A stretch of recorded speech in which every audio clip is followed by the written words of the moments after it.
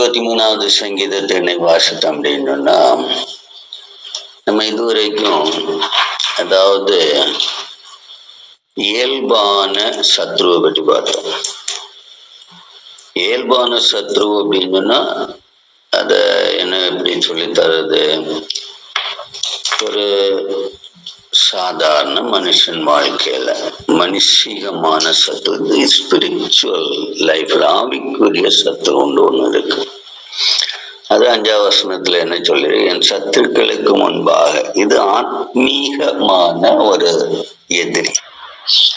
அநேகருக்கு ஆத்மீக எதிரி யாருன்னு தெரியாது, ஆத்மீக எதிரி எப்படி இருப்பான்னு தெரியாது. இப்ப பிசிக்கல், அதாவது சரீர பிரகாரமான சத்துருக்களை பற்றி நேற்று வரைக்கும் பார்த்தோம், ஞாயிற்றுக்கிழமையில இருந்து. இப்ப இன்னைக்கு ஒரு ஆத்மீக எதிரியை பற்றி பார்க்கிறோம். இந்த ஆத்மீக எதிரி அப்படின்னு சொன்னா எப்படி இருப்பான், அதே ஒண்ணு தெரியணும்ல. சரீர பிரகாரமான எதிரிகளை எல்லாம் புரிஞ்சிட்டோம். இந்த ஆத்மீக எதிரி, இந்த சங்கீதம் அப்படின்னு சொன்னாலே கர்த்தரின் மேய்ப்பராயிருக்கிறார் அப்படின்னு சொன்னா, மேய்ப்பன் யாருக்கு தேவை, ஆடுகளுக்கு தான் தேவை. அப்பங்க சங்கீதக்காரன் தன்னை ஒரு ஆடாகவும் தேவன் ஒரு மேய்ப்பனாகவும் இருப்பதை அவர் ஓமானப்படுத்துகிறார். ஏன் ஆடு அப்படின்னு சொன்னா, ஆடு நல்லது, ஆடு நன்மையானது, ஆடு பிரயோஜனமானது, ஆடு லாபகரமானது. ஆனா அதே நேரத்துல அது ஒரு பலவீனமான ஒரு ஜீவன். அதுக்கு நிறைய என்னது ஆபத்து இருக்கு. எல்லா மிருகமும், வீட்டுல கிடக்க நாய் முதல் ரோட்ல கிடக்க நாயா இருந்தாலும் சரி, வீட்டுல கிடக்க நாயா இருந்தாலும் சரி, அதை எந்த நேரமும் எந்த ஜீவனும், அதாவது மிருகம், எந்த மிருகமும் அதை அட்டாக் பண்ணும், தாக்கிடும். அதே போலதான் ஆவிக்குரிய ஜீவிதத்திலையும் எந்த நேரமும் ஏது மிருகத்தினாலையும் நம்ம தாக்க முடியும். அதுதான் அந்த ஆத்மீகமா கொண்டு வர்ற, அவ்வளவுதான். அதனால சொல்ற, என் சத்துருக்களுக்கு முன்பாக, உனக்கு ஆத்மீக சத்ரு அப்படின்னு சொல்லி வரும்போது நம்ம நினைக்கிறோம், ஆத்மீக சத்ரு யாரு இருப்பாங்க அப்படின்னு நினைக்கிறோம் இல்லையா. ஆவிக்குரிய ஜீவிதத்துல எல்லா இடத்துலயும் சத்ரு உண்டு. ஆவிக்குரிய ஜீவிதத்தின் சத்ரு அப்படின்னு சொன்னா, இது ஒரு ஆட்டுக்கு எதிரி நிறைய இருக்கிற போல, அதாவது அதுக்கான அதுக்கு பர்சனலி அதுக்கு பலன் இல்லாத ஒண்ணு. ஆடு பலன் இல்லாத ஒரு ஜீவன். அதே போல விசுவாசிக்கு வாழ்க்கையிலையும் என்னது, பெரிய எதிரிகள் நிறைய இருக்கும். அதாவது எதிர்பாராத நேரத்துல தாக்குதல்கள் உண்டாகும். சும்மா போன வாரம் வரைக்கும் கூட தான் கிடக்க நாய் இந்த வாரம் நினைச்சிடும், ஒரு ஆடை பிடிச்சிட்டு போயிடும். கூட தான் கிடந்திருக்கும். ஆனா அதுக்கு எப்போ எதிரி வருதுன்னு தெரியாது. அதே போலதான் நம்முடைய வாழ்க்கையிலையும், ஆத்மீக வாழ்க்கையிலையும் எதிர் அப்படின்னு சொல்றது, அதாவது சத்ருத அப்படின்னு சொல்றதுல, அதாவது ஆபத்துன்னு சொல்றது, ஒரு நினையா நேரங்கள்ல வந்தது. இந்த ஆபத்து எதனால வருது தெரியுமா, வேற ஒண்ணு இல்ல. நமக்கு எதிரி யாரு, நீதி, உத்தமம் அப்படின்னு சொல்ற காரியத்தை விரும்பினாலே, நீதிக்கும் உண்மைக்கும் வாஞ்சிக்கிற எல்லாருக்கும் இந்த பூமியில எதிரிகள் கூடுதல். அதான் ஆத்மீகம். ஆத்மீகம் சொன்னாலே நீதியும் உண்மையும் தான், உத்தமம். இல்லைங்கன்னா இந்த உத்தமம் சொல்றது, உண்மைன்னு சொல்றது, பெர்ஃபெக்ஷன் சொல்றது, அதாவது எல்லா வாழ்க்கைக்கும் தடையா, ஆத்மீக வாழ்க்கை தடங்குனாங்க எதிரின்னு, ஆத்மீக வாழ்வுன்னு நம்மள நீதியும் உத்தமமும் உண்மையும். உத்தமம்னா உண்மை உள்ள எல்லா காரியத்திலும் உண்மை. அப்போ நீதிக்கும் உத்தமத்துக்கும் எதிராக போராடுகிற சத்துருக்கள், அது வீட்டுல மட்டுமல்ல, அது நாட்டுல மட்டுமல்ல, நான் வேலை செய்யும் இடத்துல மட்டுமல்ல, எவ்வரிவேர். நீதியும் உண்மையும் ஓரிடமும் நிச்சய முடியாது, ஜெயிக்கவே முடியாது. அது எப்பவுமே படுத்துக்கொண்டு அச்சுறுத்தப்படும். ஆனா இந்த அப்படிப்பட்ட அந்த நீதியும் உண்மையும் உள்ள ஒரு விசுவாசிய என் நிலைமை எப்படின்னு சொல்லிட்டு யோவான் 15:18-19 வாசிக்கிறேன். உலகம் உங்களை பகைத்தால் அது உங்களை பகைக்கிறதற்கு முன்பே என்னை பகைத்தது என்று அறியுங்கள்.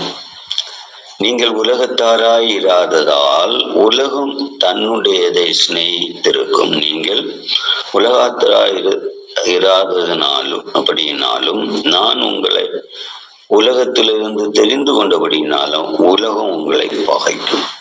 இப்ப புரியுதா? எதனால எனக்கு எதிரி? அதாவது தேவனுக்கு பாவம் எல்லாமே, அதாவது அநீதியானது, எதிரானது, அதாவது உண்மை இல்லாதது, பொய்யானது எல்லாம் தேவனுக்கு எதிரானது. அப்போ நான் ஒரு விசுவாசி ஆயிட்டு இந்த நீதியும் உண்மையும் நான் விரும்புகிற விசுவாசியா இருந்தா எனக்கு பகைமைக்கு குறைவே இருக்காது, எதிர்ப்பு குறைவே இருக்காது, சத்ருவுக்கு குறைவே இருக்காது, போராட்டத்துக்கு குறைவே இருக்காது. ஆனா எல்லாரும் என்ன நினைப்பாங்க தெரியுமா? நான் ஆண்டவர்கிட்ட வந்தா எனக்கு எதிர் இருக்காது, பிரச்சனை இருக்காது, போராட்டம் இருக்காது, ஓடி வாருங்கள் சமாதானம் தருவேன்னு சொன்னார். அப்படி உள்ள பிரசங்கம் தான் நம்ம கேட்டு வாழ்ந்துட்டு இருந்தோம். ஆனா வேதத்துல உள்ள வரும்போது தான் தெரியும், உலகத்துல இருக்கும் போது இருந்த விரோதியை காட்டிலும், உலக ஜீவிதத்தை செய்த நேரத்துல இருந்த எதிரியை காட்டிலும், சத்ருவை காட்டிலும், பகைஞனை காட்டிலும் மோசமான பகைஞர்கள் அதிகம் நிறைந்த ஒரு வாழ்வாக்கம் எது? ஆத்மீக வாழ்வில் உள்ள ஆத்மீக வாழ்க்கைன்னா என்னன்னு கேட்டா அதை சொல்ல தெரியணும். முதல்ல வாட் இஸ் ஸ்பிரிச்சுவல் லைஃப்னு சொன்னா, ஆத்மீக வாழ்க்கைன்னு சொல்லி என்னன்னு கேட்டா, கொஞ்ச நேரம் ஜெபம் பண்ணது, கொஞ்ச நேரம் பாடுறது, கொஞ்ச நேரம் துதிக்கிறது, கொஞ்ச நேரம் ஆராதிக்கிறது, கொஞ்ச நேரம் சர்ச்சைக்கு போறது, இதுதான் ஆத்மீகம் ஒன்று எல்லாம் படிச்சு வச்சிருக்கான். இதுதான் ஆத்மீகம் சொல்லுவான். ஆனா உண்மையான ஆத்மீகம் என்னது? நீதியும் உத்தமமும் உண்மையும், நீதியான ஒரு ஜீவிதமும் குற்றப்படாம வாழுகிறது தான் ஆத்மீகம். குற்றப்படுத்தியும் குற்றப்பட்டும் வாழுகிறது இல்லை ஆத்மீகம். ஆத்மீகம் சொன்னாலே குற்றப்படுத்துவாரும் இருக்கக்கூடாது, குற்றம் சுமத்துவாரும் இருக்கக்கூடாது, குற்றம் காண்பாரும் இருக்கக்கூடாது. ஆத்மீகம். இன்னைக்கு அந்த ஆத்மீக வாழ்வுல யார் இருக்கான்னு கேட்டா யாருமே இல்லை. எல்லாம் குற்றப்படுத்துறதுல நம்ம நீங்களும் நானும் எல்லாரும் ஓகே, ஒருத்தர் அதாவது குற்றப்படுத்துதல்னு சொல்றதுக்கும் நம்முடைய குறைகளை சுட்டி காட்டுவது ரெண்டு வித்தியாசம். நிறைய பேருக்கு என்ன பிரச்சனை தெரியுமா? என்ன குற்றம் சொல்லிட்டான், என்ன குறை சொல்லிட்டான். குறைய சொல்றது தேவையான ஒரு பாடம். குற்றப்படுத்துதல் அப்படின்னு வரும்போது குறைய சொல்றது தேவையான ஒரு பாடம். எத்தனை பேருக்கு தெரியும்? என்னுடைய குறைகளை எனக்கு ஒரு ஆள் வெளிப்படுத்தணும்னு யாராவது விரும்புவாங்களா? அது ஆத்மீகம் இல்லை. குறைகள் நமக்கு வெளிப்பட்டாதான் நீதியா நம்ம வாழ முடியும். ஆனா இன்னைக்கு அந்த காரியங்களில் எல்லாரும் தூரம்தான். யாரையும் குற்றப்படுத்தலோட அவங்க நல்லா ஜெபம் பண்ணுவாங்க, அவங்க நல்லா பாட்டு பாடுவாங்க, அவங்க நல்லா ஆராதிப்பாங்க, நல்லா நடத்துவாங்க, அவங்க நல்ல ஆட்கள், நல்லா செய்வாங்க அப்படின்னு சொன்னாதான் எல்லாருக்கும் எங்க வர முடியும்? ஆத்மீகத்துக்குள்ள வந்தது போல தோணும். ஆனா அது ஆத்மீகம் இல்லை. அது ஆத்மீகம் நினைச்ச ஆத்மீகம் சொன்னாலே நீதியும் உத்தமமும் இல்லை உண்மையும். நீதி உண்மையும் யாரு வாழ்க்கையில கடைபிடிக்கிறார்கள், எந்த இடத்துலையும் யாரும் குற்றப்படுத்தவும் முடியாது, குற்றப்படவும் முடியாத ஒரு நிலைமையா இருக்கணும். அப்போ டோட்டலி அந்த நீதின்னு உள்ளது வரும்போது நம்ம எப்படி தெரியுமா? நிஷ்கலங்க அனுபவம். அந்த நிஷ்கலங்கம் ஒரு பிள்ளைக்கு கலங்க கோவப்படும், அந்த பிள்ளைங்க கோவப்படும், பிள்ளை ஆளும், பிள்ளை சண்டை போடும். ஆனா அடுத்த நிமிஷமே அந்த பிள்ளை அந்த பகைமையோ அந்த எதிர்ப்போ அந்த எந்த விதமான ஒரு தான் எதுக்காக சிச்சிக்கப்பட்டோம் உள்ளதோ ஒன்றும் தெரியாம அது திரும்பவும் நிச்சயம். அந்த தாயிட்டையோ இல்லை தகப்பன்கிட்டையோ இல்லை அந்த உறவுகள்கிட்டையோ அது ஒட்டிக்கிட்டே தான் இருக்கும். அதுதான் நிஷ்கலங்கம். எப்பவுமே அந்த தண்டிக்கப்பட்டாலும் வெறுக்கப்பட்டாலும் அந்த தனக்கு தன்னுடைய அந்த பெற்றோரை அது ஒரு கால நிச்சயம் அதுக்கு விலக முடியாது. அதை விட்டு மாறாம பற்றி இருக்கிறதுக்கு பேரு தான் என்னது அந்த நிஷ்கலங்கம்னு சொல்றது. கொஞ்ச நேரம் தான் தாய் அடிச்சிருக்கும், ஆனா அடுத்த நேரம் தாய்க்கு மடியில தான் படுத்திருக்கும். இது எழும்பி போகாது, அது வேற யார்ட்டையும் போகாது. அப்போ அதுக்கு பிறகு தான் நிஷ்கலங்கம். இல்லாம நான் ஏன் ஜெபம் பண்ண மாட்டேன், எனக்கு ரகசியம் வெளியே வந்துட்டு நான் இனி ஆண்டோட்ட போக மாட்டேன், எனக்கு ஒரு நன்மை நடக்கல, நான் இனி ஆண்டோட்ட போக மாட்டேன், மற்றவன் எல்லாம் நல்லா இருக்கேன், நான் நல்லா இல்லை. அப்ப நீ அங்க நிஷ்கலங்கத்துக்கு இடமே இல்லையா, நீதிக்கு இடமே கிடையாது. வாழ்க்கையை நீதின்னு சொல்லக்கூடிய சப்ஜெக்டுக்கு இடம் கொடுக்காத நீ எப்படி ஆத்மீகனா இருக்க முடியும்? இது ஆத்மீக யுத்தத்தை பற்றி பேச போறேன். ஆனால் முதல்ல ஆத்மீகனான்னு உள்ளதை பாரு. நான் ஆத்மீகம் தானா, ஸ்பிரிச்சுவல் மேன் தானா, ஆவிக்குரியவனா? ஆவிக்குரியதுன்னு சொன்னா என்ன? துள்ளுவது, சாடுவது, தீர்க்கதரிசனம் பண்ணது, அது தீர்க்கதரிசனம் பண்ணலாம், தொழலாம், சாடலாம், பெரிய காரியம்லாம் செய்யலாம், அற்புதம் செய்யலாம், அடையாளம். Is a spiritual man? No, he is not a spiritual man. அப்ப இதெல்லாம் செய்யறவங்கள உடனே ஆவிக்குரியவங்க இல்லையா? ஆவிக்குரிய இல்லாதவங்க எப்படி இதெல்லாம் செய்ய முடியும்? அது நம்முடைய கேள்வி தானே. அது நார்மல் நல்ல கேள்விதான், நான் இல்லைன்னு சொல்லல. அது சரியான கேள்வியும் கூட. ஒரு ஆத்மீகன் இல்லாதவன் எப்படி இதெல்லாம் செய்யறான் அப்படின்னு சொன்னா, அதாவது அது ஒரு விசுவாசி. You are not a spiritual man. நீ விசுவாசி, அவ்வளவுதான். விசுவாசம் ஆத்மீகமாகுறது ரொம்ப லேட் ஆகும். விசுவாசத்தை வச்சுக்கிட்டு ஸ்பிரிச்சுவாலிட்டியை கிரியேட் பண்ணணும். அதே நேரம் விசுவாசத்தை பூரணமான ஸ்பிரிச்சுவல் சொல்ல முடியாது. நீ நம்புற, ஆனா நம்பிக்கை கூட்டத்துல நயவஞ்சகமும் சேர்ந்துதான் வருது.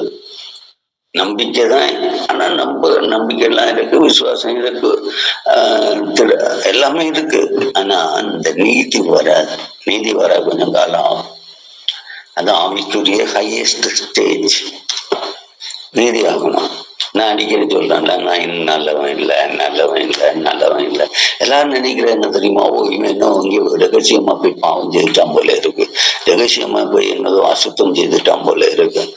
நல்லவன் இல்லைன்னு சொன்னா ஏன் நீதி ஆக முடியல? குற்றப்படுத்திக்கிட்டு தான் இருக்கு. தன்னுடைய இருதயம் தன்னை குற்றப்படுத்தலைன்னு சொன்னாதான் நீ யாரு? நீதிமான். இப்ப என்னுடைய இருதயம் என்ன குற்றப்படுத்தும்? ஏன் உதவிக்கு போலீஸ் ஸ்டேஷன்ல தேடின பாரு, உதவிக்கு கோர்ட்டை தேடின பாரு, கேசுகளுக்கு பின்னாடி போன பாரு. அப்ப குற்றப்படுத்த வேண்டிய இடம் எல்லாம் அங்கதான். நீ தேவனுக்கிட்ட உன் வழி எப்படி சத்துருட்டன் ஜெயிக்கணும்னு அதை படிச்ச.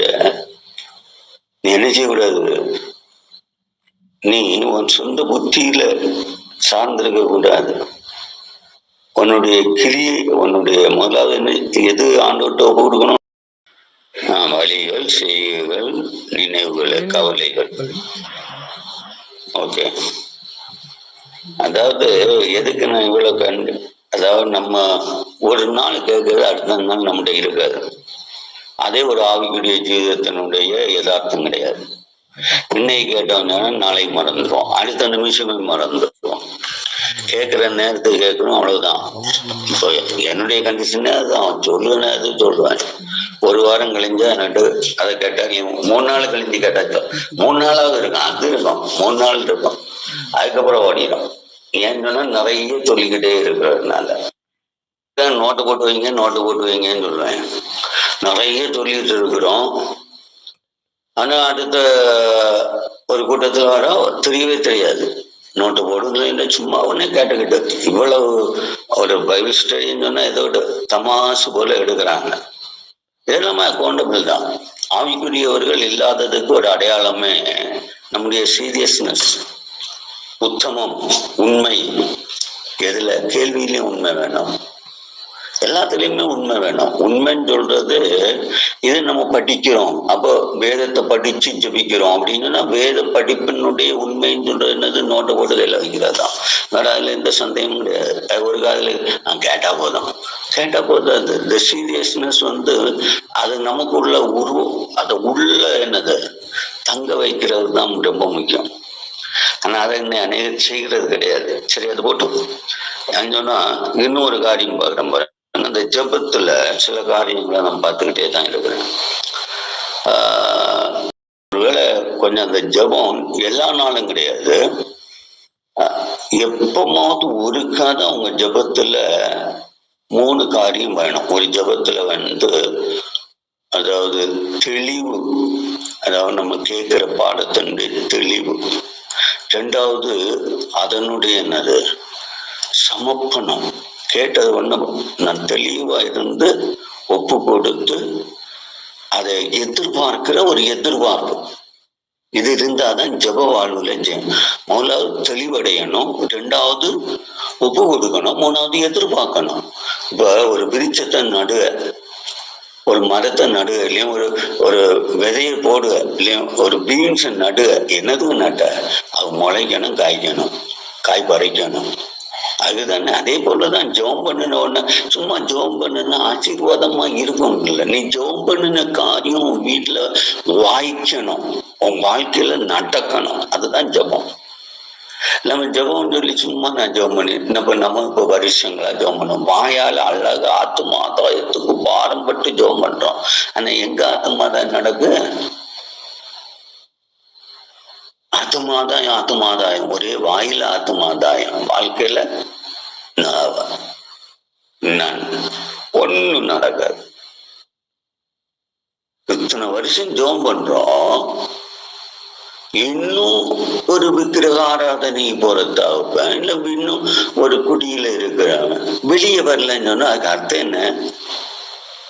நம்ம தெளிவடையல, நம்ம கிட்ட சமர்ப்பணம் உண்டாகல, நம்ம கிட்ட என்ன எதிர்பார்ப்பு உண்டாகல. சமர்ப்பிச்சுட்டு அப்படியே விட்டுடலாம், நட்ட உடனே அப்படியே விட்டுடலாமா? எதிர்பார்த்துக்கிட்டே தான் தண்ணி ஊத்திக்கிட்டே இருக்கணும், எதிர்பார்த்துக்கிட்டே தான் ஜெபம் பண்ணிக்கிட்டே இருக்கணும், எதிர்பார்ப்போடு ஜபிக்கணும். எழும்பி இருக்கிற சும்மா ஏதோ ஒரு ஒரு நேம் செக்கு பேருக்காக எழும்புறதல்ல, ஒரு பெரிய எதிர்பார்ப்போடு எழும்புறேன். Yes, I want something to, ஏதோ என் வீட்டில் நடக்கணும், என் வாழ்க்கையில் நடக்கணும், ஆவிக்குரிய ஜீவிதத்தில் என் வாழ்க்கையில் ஏதோ நடக்கணும். தயவுசெய்து அதுகளை நான் நிறைய ஜபங்களை எல்லாம் ஆராய்ச்சிக்கிட்டே தான் இருப்பேன். நீங்க எங்க என்னதோ அந்த ஆள் உறங்கிட்டு இருப்பாங்க. இன்னைக்கு 12 மணிலேருந்து உறக்கம் வர, வயசாகுது பத்தியில உறக்கமே வர, சாக போறேன். அதுக்கு முன்னாடி ஒரு எழுப்புகளை காண முடியல. ஊழியம் செய்தேன்னு சொன்னா போதாது, வாய்ப்பு.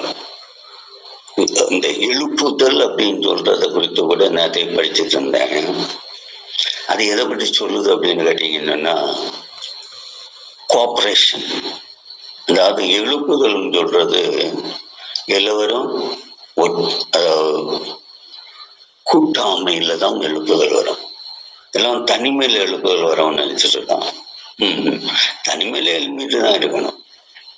இந்த எழுப்புதல் அது ஒரு ஒருங்கிணைத்தல், கோஆபரேஷன். அதாவது ரிவைவல் த்ரூ கோஆபரேஷன் தான். ஒரு ஆளுக்கு இன்னொரு ஆள் என்னது தாங்க இருந்தா தான் அந்த கோஆபரேஷன் ஆகும். அந்த கோஆபரேஷன் வரும்போது தான் அந்த எழுச்சி, எழுப்புனாலே தமிழ்ல தெரியாதுன்னா எழுச்சி. ஒவ்வொருடைய வாழ்க்கையிலும் ஒரு எழுச்சி உருவாகணும். அந்த எழுச்சி எப்படி உருவாக்குறது? நம்ம சும்மா வாயால ஆத்துமாதாயம் ஐயோ எழுப்புகளை தாரும், எழுச்சி உருவாகணும்னா அந்த தாகம் எல்லாருக்கும் ஒண்ணு போல இருக்கும். சரி, இப்ப எல்லாருக்கும் ஜெபமும் இப்ப ஒருவேளை 1-2 வீடு இல்லை, சில நாள் மேக்சிமம் ப்ரேயர் எழுச்சிக்குரியதல்ல. ஏதோ சொல்லிட்டு இருக்காரு, நம்மளும் எழுப்பியாச்சு, நம்ம ஏதோ ஒண்ணு ஜெபம் பண்ணிட்டு விட்டுருவோம். அப்படி விடுவதுக்கல்ல. முதலாவது தெளிவடைஞ்சிருக்கணும், கேட்கிற காரியத்தின் மேல தெளிவடைஞ்சு ஒப்பு கொடுத்து எதிர்பார்ப்போட இப்ப என்ன சொல்லிட்டு வரேன், ஆத்மீக யுத்தத்தை பற்றி பேசுறேன். இந்த ஆத்மீக யுத்தம் அப்படின்னு சொல்றது என்னன்றுள்ளது, அதான் சொன்னேன்ல, எந்த நேரமும் எங்கேயும். ஏன் வருதுன்னு பார்த்தோம். ஏன் வருது? தேவன் அங்க யோவான்ல என்ன சொன்னாரு, உலகம் உங்களை பகைக்கும், தேவனை பகைத்தவர்கள். தேவனை பகைத்தது நம்ம வீட்டுல இருக்கவனே தெய்வத்துக்கு விரோதி தானே. தண்ணி அடிச்சவன் தெய்வத்துக்கு விரோதி தான், விக்கிரகத்தை கும்பிடுவன் தெய்வத்துக்கு விரோதி தான். அவரை பகைக்கிறவன் தான் ஒன்ன பகைப்பான். இப்ப நீ தெய்வத்துக்கு மேல பற்றுதலா இருக்கும்போது உனக்கு சத்ரு எங்க வீட்டுக்குள்ளதான் இருப்பான். எதுல? விசுவாசத்துக்குள்ள அவன் சத்ரு. அது அப்பா ஆயிட்டு, பொண்டாட்டி ஆயிட்டு, மாப்பிள்ளை ஆயிட்டு, பிள்ளை ஆயிட்டு, they are enemies of your life, spiritual life. உன்னுடைய நீதிக்கும் உன்னுடைய உத்தமத்துக்கும் சத்ருவா இருக்கிறது உன் வீட்டார் என்ன. இன் வாட் வே? அவங்க தான் என்ன சாப்பாடு போடுவாங்க, அவங்க என்ன வளர்த்தாங்க, நான் அந்த வீட்டுல தான் இருக்கேன், எனக்கு தாய் தகப்பேன். Spiritually they are your enemies, உன்னுடைய சத்துருக்கள். ஆவிக்குரிய ஜீவிதத்துக்கு சத்ரு யார் தெரியாம இருக்கிறான்? ஆவிக்குரிய ஜீவிதம் என்னன்னா நீதியும் உண்மையும் உத்தமம். அப்ப நீதி உண்மை உத்தமம் வாழ்வுல தடையா இருக்கிறது யாரு? என் குடும்பம். அது தெரியல நேரு. அப்ப அதை ஜெயிக்கிறதுக்கு தான். இதுக்கு முடியாது, நம்ம ஒண்ணு ஜெயிக்க முடியக்கூடிய காரியம் அல்ல, அது நமக்கு ஜெயிக்க பலன் இல்லை. ஏன்னா இந்த இடத்துல சத்ரு என்னது இல்ல, நீ எதிர்க்கு எதிராயிட்டு ஆத்திரப்பட்டும் பிரயோஜனம் இல்லை. ஏன்னா இதுல நல்ல காரியம் ஒண்ணு என்னது தெரியுமா, அதாவது நீ ஆத்திரத்தினால ஒண்ணு செய்ய முடியாது. ஆடு எப்படி அடங்கி இருக்கிறதோ, அமைதியா இருக்கிறதோ, அதே போல அந்த ஆட்டினுடைய சுவாபமாகிய அடக்கம் இருக்கணும். ஆனா அது என்னடும், அது மேய்ப்பனுக்கு சத்தம் கேட்கிறதா இருக்கும். அதுகிட்ட மெய்ப்பனுக்கு சத்தம் கேட்கும் தன்மை உண்டு. இன்னும் லூக்கா சுவிசேஷம் 12:37 வாசிக்கிறேன். எப்படி அந்த இடத்துல எஜமான் வரும்போது விழித்திருந்தவர்களாக காணப்படுகிற ஊழியக்காரரே பாக்கியவான்கள், அவர் அறை கட்டி கொண்டு அவர்களுடைய பந்தி இருக்க செய்து, எஜமான் வரும்போது விழித்திருக்கிறவர்களாக காணப்படுகிற ஊழியக்காரரை பாக்கியவான்கள், அவர் அறையை கட்டி கொண்டு அவர்களை பந்தி இருக்க செய்து சமீபமாய் வந்து அவர்களுக்கு ஊழியம்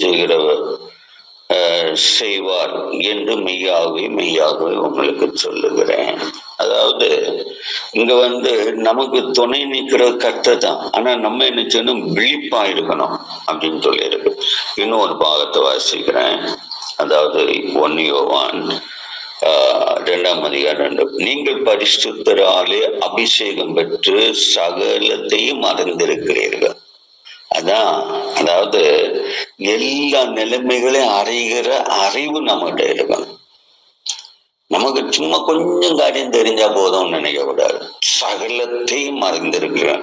அது அப்ப அபிஷேகம் இருக்கிறோம்.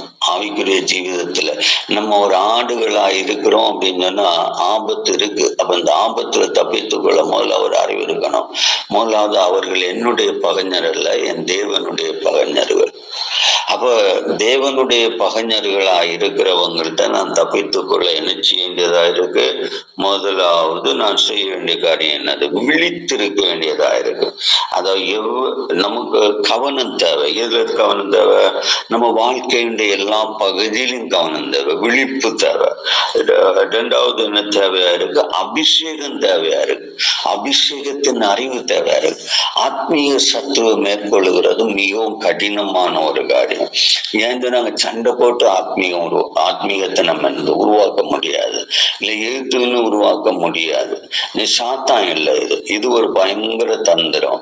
அதாவது ஆத்மீக வாழ்வுன்னு சொல்றது அதான் சொல்லிடுறேன், நீதிக்கும் உண்மைக்கும் ஒருத்தரையும் இணை நம்மகிட்ட யாருடைய நான் நீதியா இருக்க மாசற்றவன் கர்த்தருடைய வருகையில எனக்கு இடம் ஒன்றுன்னு சொல்லக்கூடிய அளவுல நம்மகிட்ட ஏதாவது இருக்க நிச்சயமா இருக்க முடியாது. நம்ம எல்லாருமே கைவிடப்படுகிறவர்கள் தான். ஏன்னா நமக்கு நம்ம நிலைமை புரியல இன்னும். அதான் விழித்திருக்கணும் சொல்லி நம்ம நிலைமையை புரிய விழித்திருக்கணும். ஜெப வாழ்வுன்னு சொல்றது 2 வார்த்தை அல்ல, அது வாழ்க்கை. வார்த்தையா பார்க்க கூடாது.